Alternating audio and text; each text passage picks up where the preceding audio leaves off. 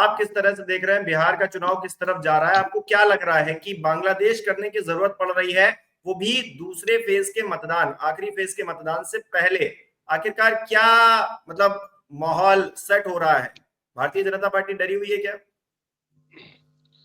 हिमांशु भाई, बात अगर असम की चीफ मिनिस्टर की है हम्म। तो मैं हकीकत बताऊं, खबर के एतबार से तो मेरी मजबूरी होती है कि मुझे बताना पड़ेगा, हम्म। वरना उस शख्स के बारे में दो शब्द भी बोलना ऐसा लगता है कि जैसे मैं बिला वजह उस आदमी पर खर्च कर रहा हूं। उसका हिंदी का व्याकरण देखिए। मैं हम्म। समझता हूँ कि किसी बिहार के एक हल्के छोटे भाई से, एक छोटे बिहार के लड़के से अपने तलफ्फुज को अगर वो सही करा लेगा तो ये बड़ी उपलब्धि होगी। और मेरी राय है भारतीय जनता पार्टी के आला नेताओं को, आला कमान के नेताओं को, कि इस शख्स का हिंदी व्याकरण सही कराए। क्योंकि ये एच डी देवगौड़ा के बारे में उस जमाने में बड़े उंगली उठाया करते थे। कम से कम ऐसे व्यक्ति को, और मुझे राहुल गांधी की एक बात बड़ी अच्छी लगी उनके बारे में, ये उड़ी है बात कि वो अपने कुत्ते से बात कर रहे थे जब ये शख्स उनसे मिलने आया था, तो ये उसकी तरफ ध्यान नहीं दिया था, तो हम्म। नाराज होके बीजेपी में चले गए। मुझे राहुल गांधी की बुद्धिमत्ता पे इतना ज्यादा फख्र होता है कि उस आदमी ने सही जगह ध्यान दे रखा था, इस आदमी पर ध्यान नहीं दिया। अब आप समझ लीजिए मैं और क्या बोल सकता हूँ। खैर, मैं चुनाव की बात करना चाह रहा हूँ। ये सेकंड फेज है। पहले फेज में मैं आज आपको बता रहा हूँ हिमांशु भाई, कल है वोटिंग। लिख हम्म। लीजिए आप मेरी बात। मैं बहुत बड़े शब्द बोलता है, उससे घबराता हूँ। लैंड हम्म। स्लाइडिंग विक्ट्री होने वाली है तेजस्वी यादव की। और हम्म। तेजस्वी यादव को भी नहीं मालूम कितनी सीटें आने वाली हैं, जितनी मैं बताऊंगा अभी आपको। अब ये हम्म। तीन सेकंड फेज में सीमांचल की 24 सीटें हैं, चार चार शहरों में। इसमें पिछली बार असदुद्दीन ओवैसी ने कुछ काम कर दिखाया, लोगों ने कहा 5 सीटें नहीं, 12 सीटें एनडीए को जितवा कर चला गया था वो वकील हैदराबाद का, जो जब 12 सीटें एनडीए ने जीती थी सीमांचल में। उसके बाद आ हम्म। जाता चंपारण, 21 सीटें हैं, 17 सीटें एनडीए ने जीत ली थी। लेकिन इस बार हालात बिल्कुल डिफरेंट है। आप सीतामढ़ी चले जाइए, बेतिया चले जाइए, तमाम जगह चले जाइए, मधुबनी चले जाइए, कुछ जगहों पे जनता दल यू का पर वो जरूर है प्रभाव। लेकिन इस बार राहुल गांधी की जमीन बनाने से और तेजस्वी हम्म। यादव की मेहनत से यहाँ का जैन जी हम्म। एक तरफ हो चुका है। और 20 साल की एंटी इनकम्बेंसी इन लोगों ने चालाकी से खत्म तो कर दी है। वजह यह है, अब से 2 महीने पहले अगर आप कहते नीतीश को वोट पड़ेगा, तो आप कोई भी हम्म। बंदा ये नहीं करता नीतीश को वोट पड़ेगा। लेकिन मैं आपको बता दूं उनका नाम क्या है, दिनेश पाल भाई। दिनेश हम्म। पाल जी बहुत करीब अगर शीशा आता है तो शक्ल नजर नहीं आती, इसलिए थोड़ा दूर रख करके शीशा देखा जाता है। इसके लिए मैं एक शेर भी सुनाऊंगा आपको। हिमांशु भाई, शेर है, शायर ने कहा है कि हर हम्म। हंसी मंजर से यारो दूरियां कायम रखो, चांद अगर धरती पे उतर आया तो देख के डर जाओगे। तो दूर से चांद हम्म। नजर आता है, पास से चांद अगर आ गया तो देख के डर जाओगे। तो मैं दिनेश पाल जी से बताना चाहता हूँ कि आपको वो विक्ट्री शायद नजर नहीं आ रही जो मुझे आ रही है। और नीतीश कुमार की एक चीज मैं आपको बताना चाहता हूँ हिमांशु जी, हमारे दर्शक भी सुन लेंगे, कि 2 महीने पहले नीतीश कुमार का नाम बिहार में कहीं नहीं था, बल्कि उनको मानसिक बीमार बताया जा रहा था, उनको हम्म। शारीरिक बीमार बताया जा रहा था। इन दोनों की हम्म। एक नूरा पुष्टि है बीजेपी के नीतीश कुमार की, कि हम आपको थोड़ा सा पीछे को धकेलेंगे ताकि सहानुभूति का वोट आपको मिलेगा। अब जब जदयू हम्म। के कार्यकर्ताओं को और बिहार के लोगों को ये पता चला कि साहब ये तो हमारे आदमी को चीफ मिनिस्टर बना ही नहीं रहे, ये तो किसी अगले हम्म। को बनाने वाले हैं, या भारतीय जनता हम्म। पार्टी के बंदे को बनाने वाले हैं, इस वजह से नीतीश को थोड़ा सा वोट मिल रहा है। ये मैं बता रहा हूं आपको, वरना नीतीश कुमार को भी वोट नहीं मिलता इस समय, तेजस्वी की आंधी में और राहुल गांधी ने जो जमीन बनाई है उस पर। तो फिलहाल ये 3 एरिया मैंने आपको बताए, बेतिया हुआ, चंपारण हुआ, और तो सीतामढ़ी हुआ, और इधर सीमांचल हुआ, ये सारा एरिया जो है ना, इसमें एक हम्म। जगह जो वो प्रशांत किशोर है वो भी सेंध लगा रहे हैं, और वो नुकसान पहुंचाएंगे जनाबे मन नीतीश कुमार भारतीय जनता पार्टी को। तो अब का ये अच्छा। सेकंड फेज तो वैसे भी एम वाई के नाम से जाना जा रहा था, मुस्लिम यादव की हम्म। वजह से।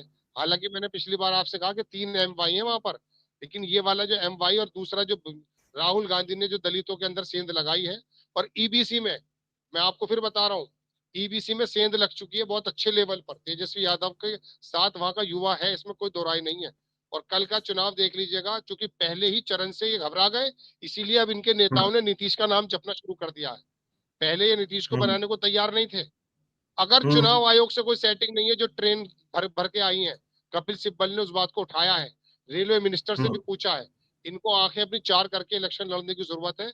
मुझे बिहार बिल्कुल साफ नजर आ रहा है कि 130 और 140 सीटों से ऊपर लैंडस्लाइडिंग विक्ट्री होने वाली है राष्ट्रीय जनता दल की और कांग्रेस आएगी, देख लीजिएगा। राशिद भाई, आपको क्या लग रहा है जो दिनेश भाई कह रहे हैं कि भारतीय जनता पार्टी और जेडीयू जिस तरह से लड़ रही है उसका फायदा तेजस्वी यादव को होने वाला है या फिर हुआ है? आप इस बात से सहमत हैं? हिमांशु भाई, पिछली बार 2020 में इस 122 सीटों में 73 बीजेपी जीती थी और 49 जीता था आरजेडी। इस बार स्थितियां बिल्कुल उलट है। पहली बात तो है। दूसरी बात, आप जो कह रहे हैं कि दिनेश पाल जी ने कहा, भाई ये प्रवक्ता है, मैं इनकी बात को कोई खंडन नहीं करूंगा, लेकिन मुझे ये मालूम है कि 2 महीने पहले तक की स्थिति ये थी कि नीतीश कुमार कहीं भी सीन में नहीं थे। और अगर मैं प्रवक्ता होता तो मैं इस बात को कभी भी इकरार नहीं करूंगा कि इन लोगों ने इस बात को कहा कि नीतीश कुमार नहीं होंगे, इस वजह से वोट इधर आ गया। वोट तो तेजस्वी यादव के पक्ष में ही था शुरू से ही। ये जो इतना बड़ा परसेंटेज बढ़ा है, ये 2 ही वजह से बढ़ा है। या तो बहुत बड़ा बदलाव आना है, या फिर महिलाओं का प्रकोप आना है। 2 ही बात है बस, और कोई तीसरी बात है नहीं। और तीसरी बात जो हमारी नजर से अलग है वो चुनाव आयोग की प्रतिक्रियाएं हैं। उसके बारे में तो हिमांशु भाई ना हमें पता, वो तो अमित शाह जानते हैं। रही बात वो सीसीटीवी के बंद होने की, तो वहां तो हमने ये भी सुना है कई लोगों से कि वहां प्रशांत किशोर मिलने गए इसलिए बंद हो गया। अब लोग पत्रकार कह रहे हैं, हम नहीं कह रहे, हमारे पास कोई प्रमाण नहीं है। खैर, तो मैं आपसे बताना चाह रहा हूँ, नीतीश कुमार को इन लोगों ने जबरदस्ती बीच में डाल दिया। वरना नीतीश कुमार की तो हालत नवीन पटनायक जैसी इन्होंने कर दी थी 3 महीने पहले। अचानक नीतीश कुमार को कालीन भैया बनाकर पेश कर दिया कि हम इन्हें सीएम नहीं बनाएंगे। तो अब ये कहना कि जदयू का जो वोटर है वो सीएम के नीतीश ना बनते देखने से वजह से दूसरी तरफ जा रहा, बात बिल्कुल सच है। लेकिन आरजेडी का प्रवक्ता इस बात को इकरार कर रहा है। मुझे इस बात की बड़ी खुशी है कि आपको ये कहना चाहिए कि साहब आरजेडी का ही जमाना था, इन लोगों ने नूरा कुश्ती की है नीतीश कुमार ने और बीजेपी ने, और की है। मैं आपको बता दूं कि हम आपको थोड़ा सा दरकिनार करेंगे, लोग सहानुभूति में आएंगे, और ये हुआ भी है। लोग सहानुभूति में आए नीतीश कुमार की। वरना नीतीश कुमार को 3 महीने पहले पूरे बिहार में कर चुका, मतलब चुक गए, अल्फाज है चुक गए, ऐसे हो गया था। लेकिन मैं फिर बता रहा हूँ, 8% का जो बढ़ोतरी है ना, ये बहुत बड़ी गेम चेंजिंग है। मैं जो इतनी बड़ी बात मुंह से कह गया हूँ, उसकी वजह क्या है, कुछ जमीन पे जो मैंने देख रहा हूँ। मैं बिहार नहीं गया हूँ अभी, लेकिन अभिषेक भाई जैसे हमारे साथ लोग वहां पर बातें जो दे रहे हैं, और मुझे इतना मालूम है कि मुसलमान कितना, यादव कितना, अहीर कितना, पंडित कितना, ठाकुर कितना मेरी उंगलियों पे रहता है। तो मुझे मालूम है कि कौन सा वर्ग का कौन सा वोट है।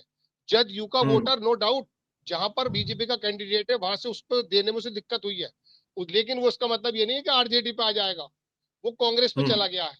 कुछ कुछ आरजेडी तेजस्वी के नाम पे भी नया लड़का चला गया होगा। तो ऐसे में 8% वोट है ना, 2 ही बात मान लीजिएगा, या तो ये वोट जो है ना बहुत जबरदस्त चेंज का इशारा कर रहा है, या फिर बहुत सारे वोटर कटे भी हैं। 42 से 43 लाख, वो भी 8% बैठते हैं। अब चुनाव आयोग जीतेगा या जीतेगा तेजस्वी यादव, दो लोग जीतेंगे इसमें बस। भाजपा की जहां तक आप बात कर रहे हैं, अगर आप कह रहे हो तीसरे पे, तो मेरा मन तो ये कहता है कि हो सकता है चौथे पे चला जाए। कांग्रेस की बात जो आप कह रहे हैं ना, कांग्रेस इस वाले चरण के अंदर भी 5 सीटें तो बहुत शानदार जीतने वाली है जो मेरी उंगलियों पे मौजूद है।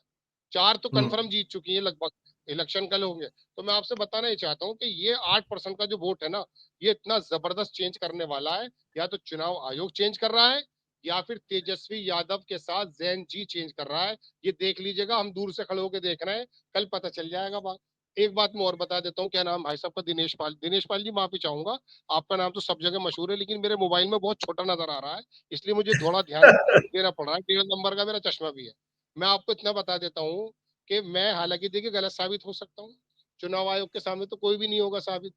मध्य प्रदेश हुआ, महाराष्ट्र हुआ, उत्तर प्रदेश हुआ, हमारे पास प्रमाण मौजूद है। 4 PM पे बैठ के अभिषेक भाई, हमने जो भी अपनी लल्लो चलाई है वो अक्सर पूरी हुई है, या तो अब आके साबित हुई है। कल भी देखिएगा ये होने वाला है। 8% वोट बहुत बढ़ गया है, बहुत बड़ा चेंजेस आने वाले हैं। और आप बिल्कुल पैर फैला के सो जाइए, 18 तारीख लगाइए ना, आप 18 तारीख में शपथ ग्रहण कर रहे होंगे, देख लीजिए।